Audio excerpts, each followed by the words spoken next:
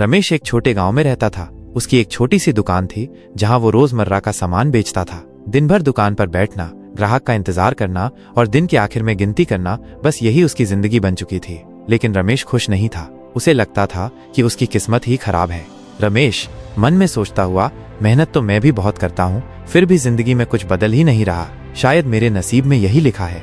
एक दिन एक बुजुर्ग व्यक्ति रमेश की दुकान पर आता है। वो सादा कपड़े पहने हुए होता है, लेकिन उसकी आंखों में गहरी समझदारी झलकती है। बुजुर्ग, बेटा तुम्हारे चेहरे पर उदासी क्यों है? रमेश थोड़ा झिझकते हुए, बस बाबा जी, किस्मत खराब है, कोई भी मेहनत कर लूं कुछ बदलता ही नहीं। बुजुर्ग थोड़ी देर रमेश को देखते हैं, फिर मुस्कुराकर एक बीज निकालते हैं। बुजुर्ग, अगर इस बीज को पत्थर पर रख दूं तो क्या ये उगेगा? रमेश, नहीं बाबा, बीज को मिट्टी चाहिए, पानी चाहिए, सही माहौल चाहिए। बुजुर्ग, तो फिर बेटा, अगर तुम गलत सोच और गलत माहौल में रहोगे तो तुम कैसे बदलोगे? रमेश थोड़ा सोचने लगता है। रात को रमेश अपने घर पर बैठकर सोच रहा होता है।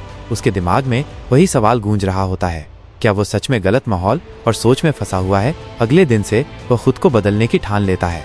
वो हर सुबह एक नई चीज सीखने लगता है। बिजनेस, ग्राहक से बातचीत, मार्केटिंग। वो नए लोगों से मिलता है, उनसे सीखता है। अपनी दुकान को बेहतर बनाने के लिए नए तरीके अपनाता है।